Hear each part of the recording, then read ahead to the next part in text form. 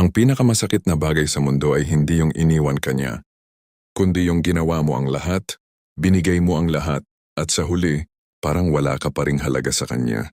Kapatid, kung naramdaman mo na yan kahit isang beses lang sa buhay mo, kung naranasan mong magmahal ng sobra tapos sa huli, ikaw pa ang naiwan na parang tanga, huwag kang mag-alala. Hindi ka nag-iisa. Milyon-milyong lalaki sa buong mundo ang dumaan sa ganong sitwasyon. Nagbigay ng buong puso, nagsakripisyo, nagtiyaga, pero sa huli nakalimutan pa rin. Parang bula na pumutok sa hangin. Wala nang bakas. Wala nang alaala. At alam mo ba kung bakit nangyayari yon? Hindi dahil pangit ka. Hindi dahil kulang ka sa pera. Hindi dahil may mas gwapo na dumating sa buhay niya. Kundi dahil hindi mo naiintindihan ang tunay na kalikasan ng babae. At diyan tayo papasok ngayon. Sa video na ito, ituturo ko sa iyo ang tatlong pinakakahinaan ng mga babae. Hindi para gamitin laban sa kanila. Hindi para saktan sila, kundi para maintindihan mo sila ng mas malalim kaysa sa kahit sinong lalaki na nakilala nila. Para kapag naintindihan mo na ang mga bagay na ito, hindi ka na basta-bastang makakalimutan. Hindi ka na basta-bastang mapapalitan. Dahil ayon sa Stoicism, ang tunay na kapangyarihan ay hindi nagmumula sa lakas ng katawan o laki ng bulsa, kundi sa lalim ng pag-unawa at tibay ng karakter. Kaya kung handa ka na, makinig kang mabuti. Dahil ang mga susunod na salita ay maaaring magbago ng buong takbo ng buhay mo pagdating sa mga babae. Bago natin simulan, nais kong magpasalamat sa mga loyal kong subscribers sa patuloy na pagsuporta sa aking channel. Kayo ang inspirasyon ko sa paggawa ng mga bagong content. Kung bago ka sa channel ko, comment mo na kung taga saan ka. Pansinin mo itong pattern na ito. Sa simula ng relasyon, ikaw ang mundo niya. Ikaw ang unang tinitignan niya pagkagising. Ikaw ang huling iniisip niya bago matulog. Halos hindi makaalis sa isip niya ang mukha mo, ang boses mo, ang mga simpleng bagay na ginagawa mo. Tapos dumating ang isang punto. Biglang nagbago ang lahat. Naging matabang ang mga text niya. Naging maikli ang mga reply.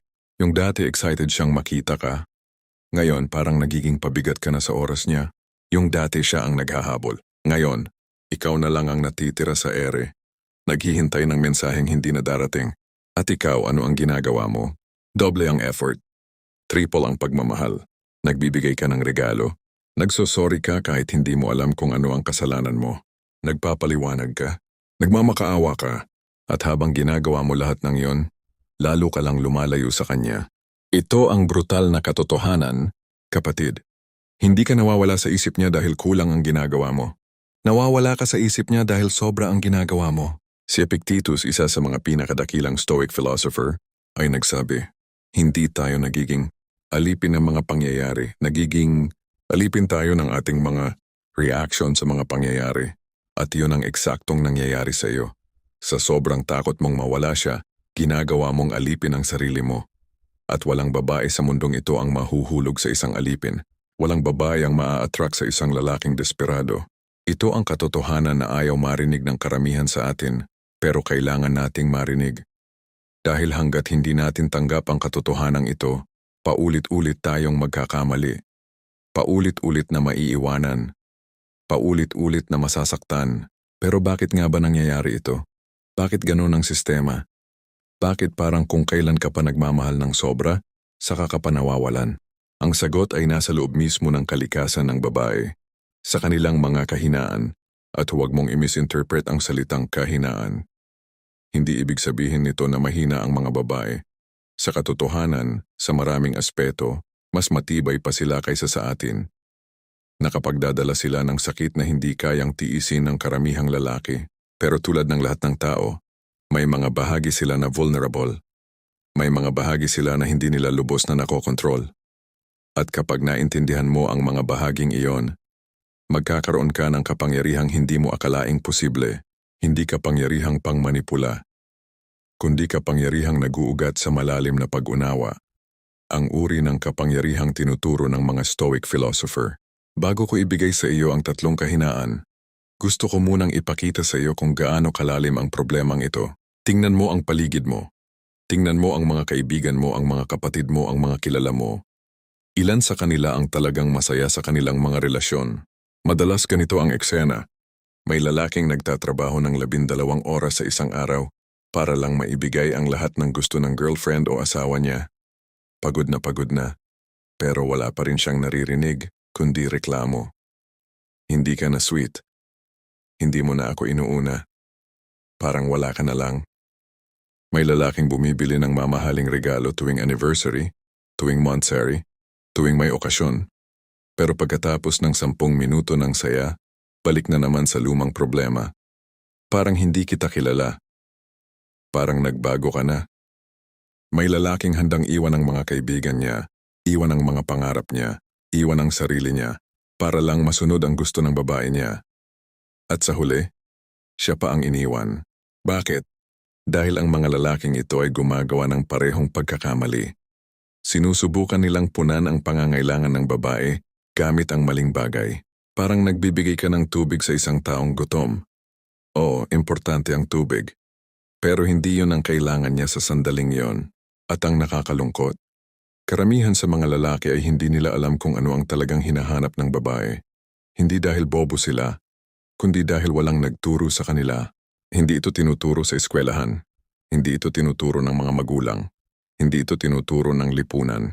Sa halip, ang sinasabi sa atin ng mundo ay, maging mabait ka lang, bigyan mo siya ng lahat, sundin mo siya, mahalin mo siya ng walang kondisyon, at yun ang pinakamalaking kasinungalingan na itinuro sa atin. Hindi dahil mali ang pagiging mabait, hindi dahil mali ang pagmamahal, kundi dahil kulang ang mga yon kung wala kang pag-unawa. Si Marcus Aurelius, ang Stoic Emperor ng Roma, ay nagsulat sa kanyang Meditations. Ang unang hakbang tungo sa pagbabago ay ang pag-unawa. Hindi mo mababago ang hindi mo naiintindihan. At gusto kong ikwento sa iyo ang isang tunay na kwento. May kaibigan akong si Marco. Mabait na lalaki, matalino, may trabaho, matipid, hindi lumalandi, hindi nanloloko. Sa lahat ng aspeto siya ang tinatawag nilang ideal boyfriend. 5 taon silang magkasama ng girlfriend niya. 5 taon niyang binigay ang lahat. 5 taon niyang sinunod ang bawat gusto. 5 taon niyang inilagay ang sarili niya sa pangalawang pwesto. Isang gabi, tumawag siya sa akin umiyak. Pre, iniwan niya ako, sabi niya. Wala na raw siyang nararamdaman. 5 taon. Tapos biglang wala na raw siyang nararamdaman. At alam mo ang pinakamasakit? Pagkatapos ng 2 buwan, may bago na siyang boyfriend. Hindi mas gwapo, hindi mas mayaman, hindi mas matalino. Pero may isang bagay na meron ang lalaking iyon na wala si Marco. Direksyon, misyon, apoy. At doon ko unang naintindihan na ang pagmamahal ay hindi laro ng kung sino ang mas mabait. Ito ay laro ng kung sino ang mas naiintindihan ang totoong pangangailangan ng babae. Nagulat si Marco, nagalit. Nagtanong ng, bakit? Ano pa ba ang kulang? Ginawa ko naman ang lahat. At iyon nga ang problema. Ginawa niya ang lahat, maliban sa isang bagay. Intindihin kung ano ang tunay na kailangan niya. Hindi lang si Marco ang ganyan. Napakadami, baka kasama ka. At hindi kita sinisisi. Dahil walang nagturo sa atin. Pero ngayon matututo ka na. Ngayon magbabago na ang laro. Kaya ngayon simulan natin ang pag-unawa. Narito ang 3 pinakakahinaan ng mga babae. Ang 3 bagay na kapag naintindihan mo, hindi ka na mawawala sa isip niya.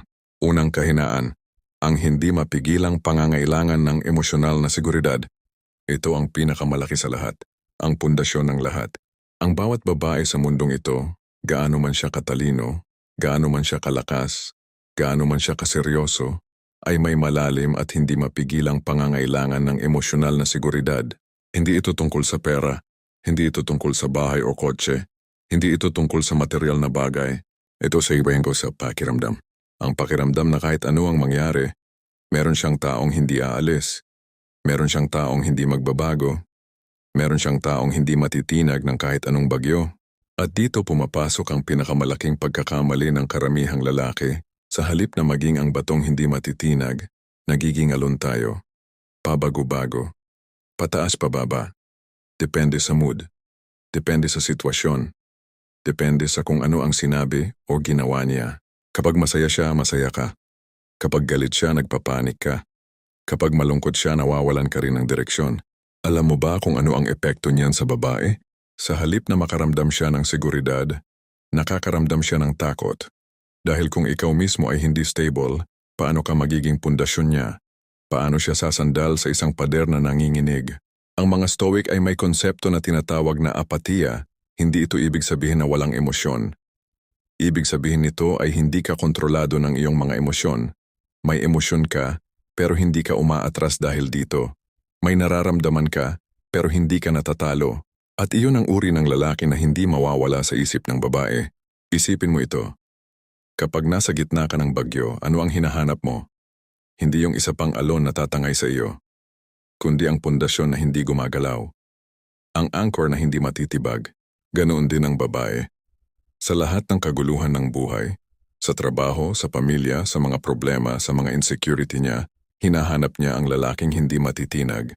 Kaya ano ang dapat mong gawin? Una, kailangan mong bumuo ng iyong sariling emosyonal na pundasyon. Hindi ka dapat umasa sa kanya para sa iyong kaligayahan. Hindi ka dapat maging masaya lang kapag masaya siya.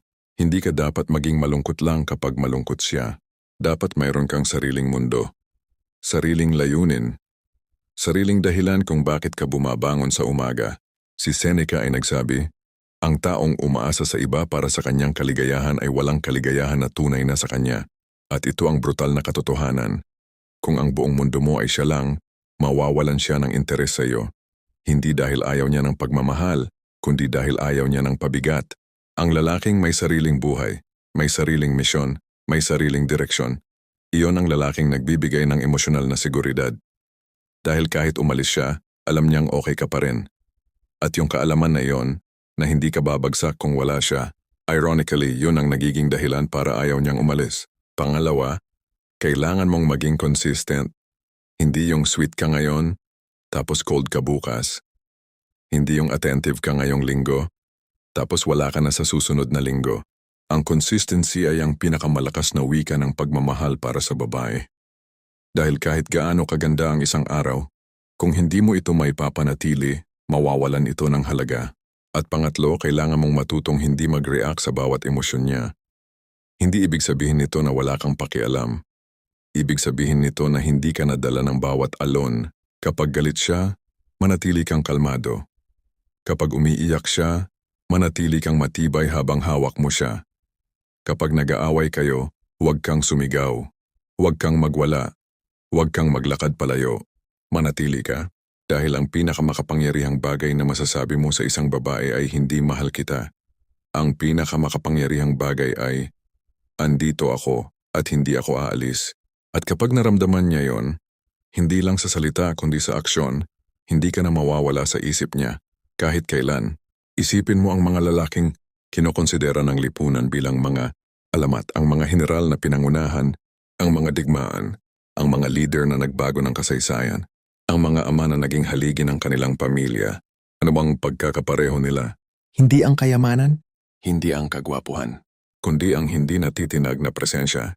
Kapag lahat ay natatakot, sila ang kalmado. Kapag lahat ay tumatakbo, sila ang nakatayo. Kapag lahat ay sumusuko, sila ang nagpapatuloy. At ang mga babae sa kanilang buhay, hindi sila nakalimutan kahit kailan. Dahil paano mo kakalimutan ang bundok na tumayong matibay habang lahat ng paligid ay bumabagsak? Iyon ang kapangyarihan ng emosyonal na seguridad. At iyon ang unang susi para hindi ka mawala sa isip niya. Pangalawang kahinaan. Ang patuloy na paghahanap ng emosyonal na stimulation. Narito ang pangalawang kahinaan na hindi naiintindihan ng karamihang lalaki. Ang babae ay hindi lang basta naghahanap ng kasama. Naghahanap siya ng pakiramdam, hindi sapat na nandyan ka. Kailangan mong magbigay ng emosyonal na pakiramdam, ng excitement, ng curiosity, ng mystery, ng tension, ng saya, ng lalim. At dito nagiging kawili-wili ang lahat. Napansin mo ba na ang mga babaeng nasa maayos na relasyon? May mabait na boyfriend, may stable na trabaho, walang problema, ay madalas pa ring nagre-reklamo na may kulang? Hindi sila nagsisinungaling. Totoo ang nararamdaman nila. May kulang talaga, at ang kulang na yon ay emotional na stimulation. Ang babae ay tulad ng isang hardin. Kailangan niya ng araw, pero kailangan din niya ng ulan. Kailangan niya ng liwanag, pero kailangan din niya ng anino. Kailangan niya ng kapayapaan, pero kailangan din niya ng kidlat paminsan-minsan. At ang lalaking kaya lang magbigay ng isang emosyon. Halimbawa, mabait lang ng mabait, sweet lang ng sweet, tahimik lang ng tahimik, ay nagiging boring sa paglipas ng panahon, hindi dahil masama siyang tao, kundi dahil predictable siya, at ang predictability ay ang kaaway ng attraction. Si Heraclitus, isang sinaunang pilosopo, ay nagsabi, walang tao na tumatawid sa iisang ilog ng 2 beses Dahil hindi na ito ang iisang ilog. At hindi na rin siya ang iisang tao. Ang punto, ang buhay ay pagbabago. Ang simbuhay ay daloy. At ang lalaking hindi natututong mag-evolve, mag-adapt, at magbigay ng iba't ibang uri ng emosyon ay naiiwanan ng agos. Kaya ano ang dapat mong gawin? Una, huwag mong takasan ang tension. Alam ko kakaiba pakinggan. Pero ang tension, ang konting alitan, ang maliit na hamon, ang pagkakaiba ng opinyon ay isang uri ng emosyonal na stimulation na talagang kailangan ng babae. Hindi ito ibig sabihin na mag-aaway kayo araw-araw. Ibig sabihin nito ay hindi mo palaging sinusunod ang lahat ng gusto niya. May sarili kang paninindigan. May sarili kang opinyon. May mga pagkakataon na sasabihin mong hindi.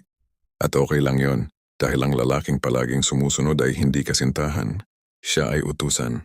At walang babae ang nai-excite sa utusan. Pangalawa, matutong magkwento. Hindi ko biro ito. Ang storytelling ay isa sa pinaka-underrated na kasanayan pagdating sa mga babae. Ang lalaking marunong magkwento, ang marunong mag-share ng karanasan, ng pangarap ng mga aral sa buhay, ay nagbibigay ng emosyonal na karanasan sa babae kahit hindi sila lumalabas ng bahay. Kapag kinukwento mo ang mga pinagdaanan mo, ang mga laban mo, ang mga pagkatalo mo, ang mga tagumpay mo, nagbibigay ka sa kanya ng mundo na pumasok, nagbibigay ka sa kanya ng pelikula na mapapanood. At ang babae, mahilig siya sa magandang pelikula. Isipin mo ang mga lalaking pinaka-popular sa kasaysayan pagdating sa mga babae. Hindi lahat sila gwapo, hindi lahat sila mayaman, pero lahat ay magaling magkwento, magaling mag-engage, magaling gumawa ng mundo gamit ang salita. Dahil ang salita kapag ginamit ng tama ay mas makapangyarihan kaysa sa kahit anong regalo. Ang isang gabi ng malalim na usapan ay mas nakakadikit sa isip ng babae kaysa sa 1,000 bulaklak. Kaya mag-invest ka sa iyong kakayahang makipag-usap. Basahin mo ang mga libro, makinig ka sa mga podcast, kolektahin mo ang mga karanasan. Dahil ang lalaking maraming kwento ay ang lalaking hindi kailanman maubusan ng pag-akit. Pangatlo, huwag mong ibigay ang lahat ng impormasyon tungkol sa iyo ng sabay-sabay. Ito ang konsepto ng mystery. Hindi kailangan niyang malaman ang lahat tungkol sa iyo sa unang linggo. Hindi kailangan niyang malaman ang bawat detalye ng buhay mo sa unang buwan. Hayaan mong parang libro ka na binabasa niya. Isang chapter sa isang pagkakataon. Bawat chapter may bagong revelation. Bawat chapter may bagong layer. Dahil ang sandaling matapos niya ang libro, ang sandaling walang ng page, nabubuklatin doon nagsisimula ang boredom. Si Marcus Aurelius ay nagsulat, ang lalim ng tao ay hindi niya sinasabi kundi ang nananatili sa kanya na hindi niya kailanman kailangang sabihin. Kaya maging malalim ka, maging kawili-wili ka. Maging hindi ganap na mauunawaan, hindi dahil nagpapanggap ka, kundi dahil patuloy kang lumalago, patuloy kang nagbabago, patuloy kang nagiging mas magaling na version ng sarili mo. At ang lalaking patuloy na lumalago, hindi kailanman mauubusan ng chapter, hindi kailanman magiging boring, hindi kailanman mawawala sa isip niya. Pangatlong kahinaan, ang hindi mapigilang pag-akit sa lalaking may tunay na layunin sa buhay. Ito ang pangatlo at marahil ang pinaka-powerful sa lahat. Ang bawat babae, kahit hindi niya ito sinasabi ng malakas, ay natural na naakit sa lalaking may misyon, sa lalaking may direksyon, sa lalaking may layunin na mas malaki kaysa sa kanyang sarili. At hindi ito tungkol sa pera, hindi ito tungkol sa katanyagan, hindi ito tungkol sa posisyon. Ito ay tungkol sa enerhiya. Ang lalaking may misyon ay may kakaibang enerhiya, may liwanag sa mga mata niya, may apoy sa mga salita niya. May direksyon sa bawat hakbang niya, at ang enerhiyang iyon ay parang magnet, hindi ito napipigilan. Hindi ito nakakatago. Hindi ito nabibili ng pera o napipilitan ng posisyon. Ito ang dahilan kung bakit may mga lalaking hindi gwapo, hindi mayaman, hindi sikat, pero punong-puno ng mga babaeng naakit sa kanila. Dahil may misyon sila, may dahilan sila, may apoy sila. At ito rin ang dahilan kung bakit may mga lalaking gwapo, mayaman at sikat, pero paulit-ulit na iniiwanan. Dahil wala silang misyon, wala silang direksyon, wala silang apoy. Si Seneca ay nagsabi, ang taong walang alam kung saan siya patungo ay walang hanging nakakapag-navigate sa kanya. At ganoon din sa relasyon. Kung wala kang alam kung saan ka patungo, kung wala kang misyon, kung wala kang layunin, wala ka ring maakit. Dahil ang babae ay natural na sumusunod sa direksyon. At kung walang direksyon ang lalaki, wala siyang susundan. Ngayon pansinin mong sinabi ko na ito ang pinakamalaking kahinaan ng babae. Bakit? Dahil ang pagiging akit ng babae sa lalaking may misyon ay hindi niya kontrolado. Hindi niya ito mapipigilan. Hindi niya ito mapipili kahit sabihin pa niyang ayaw niyang lalaking workaholic. Kahit sabihin pa niyang gusto lang niya ng simpleng buhay. Kahit sabihin pa niyang hindi niya kailangan ng lalaking may ambisyon. Sa loob-loob niya, sa pinaka-primal na bahagi ng kanyang pagkatao, naakit siya sa apoy. Naakit siya sa direksyon. Naakit siya sa misyon. Ito ang dahilan kung bakit kapag tinanong mo ang isang babae kung ano ang tipo niya, madalas ang sagot ay hindi gwapo o mayaman. Madalas ang sagot ay yung may alam sa gusto niya sa buhay. Yung may ambisyon. Yung hindi stagnant. At madalas hindi nila lubos na maipaliwanag kung bakit. Basta nararamdaman lang nila. Basta may pull. Basta may gravity na hinihila sila papalapit. At yun nga ang punto, hindi ito desisyon. Ito ay instinct. Ito ay likas. Ito ay bahagi ng kanilang pagkatao na hindi nila kailanman mababago kahit gustuhin pa nila. Babalikan ko si Marco, yung kaibigan kong naiwan pagkatapos ng 5 taon. Alam mo ba kung ano ang kwento ng lalaking pumalit sa kanya? Hindi mayaman. Hindi gwapo. Pero may negosyong sinimulan. May gym routine na sinusunod. May libro sa bag niya palagi. May mga plano na hindi lang para sa susunod na linggo, kundi para sa susunod na 5 taon. At ang babae. Naramdaman niya yung enerhiya. Naramdaman niya yung direksyon.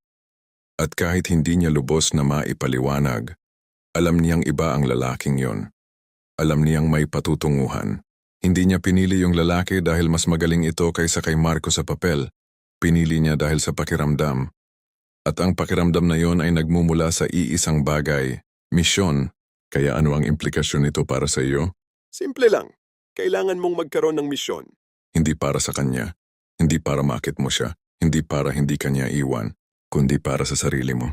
At dito nagkakaisa ang Stoicism at ang pag-ibig. Ang mga Stoic philosopher ay palaging nagsasabi, ang pinakamahalaga sa buhay ay hindi ang mga bagay na nasa labas natin, kundi ang mga bagay na nasa loob natin. Hindi ang mga mayroon tayo, kundi ang mga ginagawa natin sa kung ano ang mayroon tayo. At ang misyon, ang tunay na layunin sa buhay, ay hindi isang bagay na nasa labas mo. Ito ay isang bagay na nasa loob mo. Ito ang dahilan kung bakit ka bumabangon sa umaga. Ito ang dahilan kung bakit ka lumalaban kahit pagod ka na. Ito ang dahilan kung bakit ka nagiging mas magaling araw-araw. At kapag mayroon kang ganong uri ng misyon, kapag may tunay kang layunin sa buhay, mangyayari ang 2 bagay. Una, magiging mas kalmado ka sa relasyon. Hindi ka madedesperate. Hindi ka magiging needy. Hindi ka magiging clingy. Dahil hindi ang babae ang buong mundo mo. Isa lang siyang napaka-importanting bahagi ng mas malaking mundo na tinatahak mo. At pangalawa, maakit mo siya ng natural. Hindi kailangan ng tricks. Hindi kailangan ng mind games. Hindi kailangan ng manipulation. Ang pag-aakit ay natural na dadating dahil ang enerhiya ng isang lalaking may misyon ay hindi kailanman nakakatago. Ito ang dahilan kung bakit ang pinakamagandang payo na maibibigay ko sa iyo ay hindi tungkol sa kung paano mo siya kakausapin o kung gaano kadalas mo siyang tetetextan o kung anong regalo ang ibibigay mo. Ang pinakamagandang payo ay ito. Alamin mo kung ano ang misyon mo sa buhay at ibuhos mo ang buong puso mo doon dahil ang lalaking may misyon ay ang lalaking hindi kailanman mawawala sa isip ng babae. Hindi dahil sinusubukan niyang manatili, kundi dahil imposibleng kalimutan ang isang lalaking nagliliwanag. Si Marcus Aurelius ay nagsulat sa kanyang huling mga araw. Ang taong may tunay na layunin ay hindi kailanman natatalo. Kahit sa pagkatalo niya, hindi siya lumalayo sa kanyang landas. At ang lalaking hindi lumalayo sa kanyang landas, iyon ang lalaking hindi kailanman mawawala.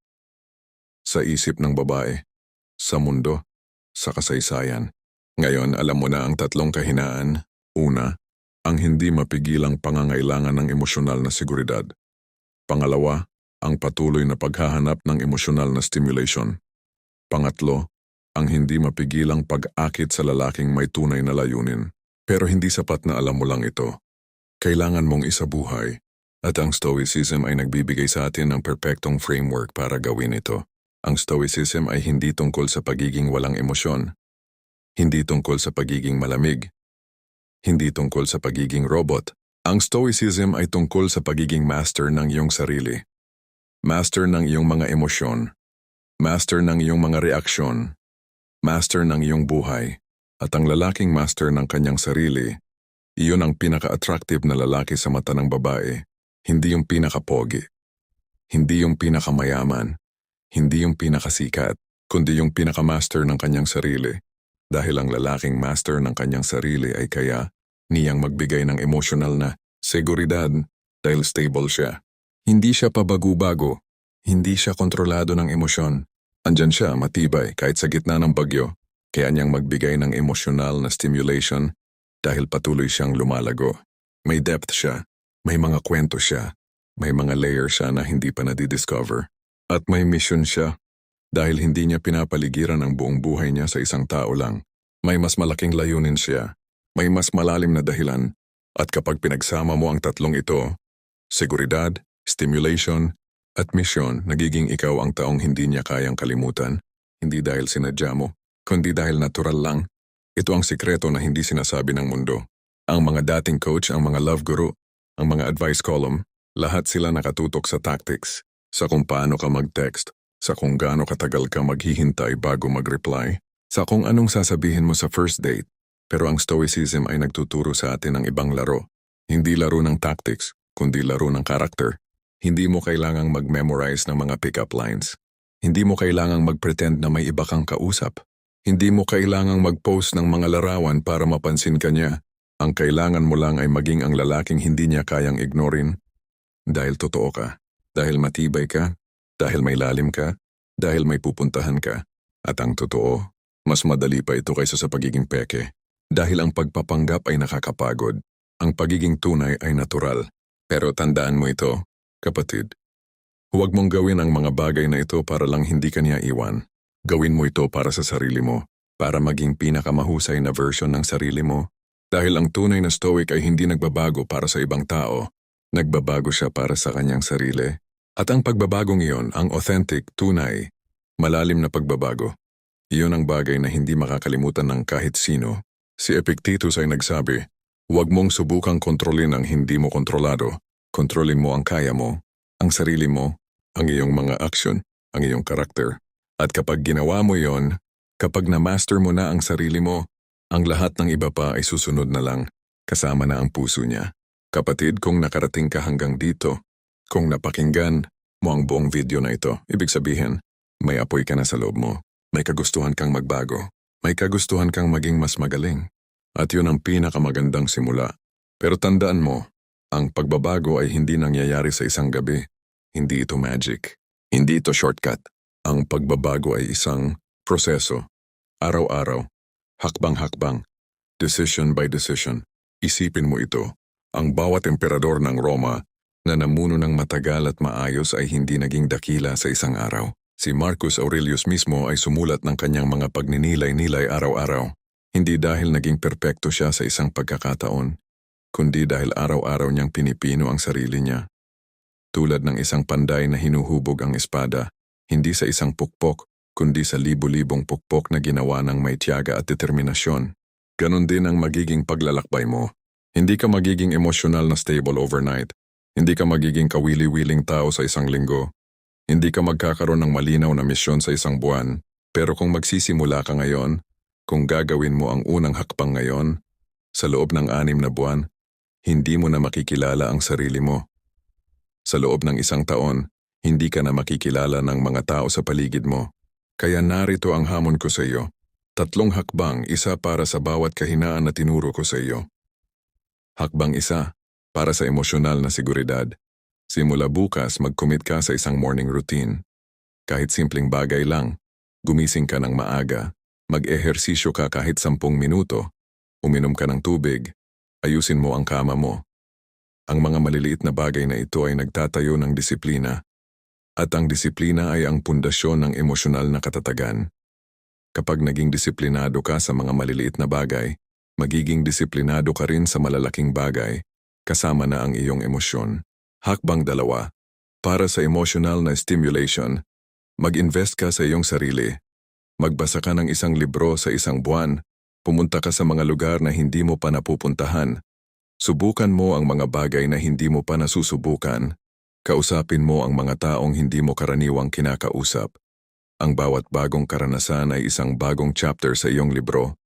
At ang mas maraming chapter ka, mas hindi ka kailanman magiging boring. Hakbang 3. Para sa misyon. Umupo ka ngayong gabi at isulat mo ang sagot sa tanong na ito.